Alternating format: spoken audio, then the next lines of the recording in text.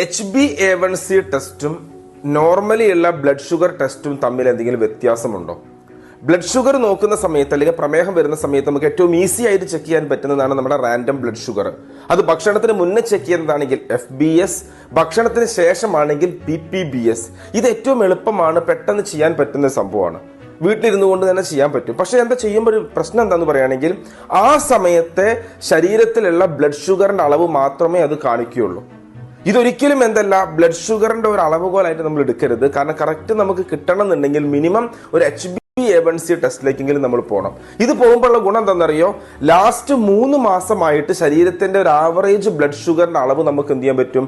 HbA1c കണക്കാക്കാൻ പറ്റും. അപ്പോൾ ഒന്നുകൂടെ കൃത്യത വരുത്താൻ നമുക്ക് ഏത് നല്ലതാണ്? HbA1c നല്ലതാണ്. പക്ഷെ HbA1c ടെസ്റ്റ് കൃത്യതയുള്ളതാണ്. അത് ചെയ്തത് കൊണ്ട് കറക്റ്റ് ആവണമെന്നില്ല. ചെയ്യുന്ന രീതി, ചെയ്യുന്ന ലാബ് കൂടെ അതിന്റെ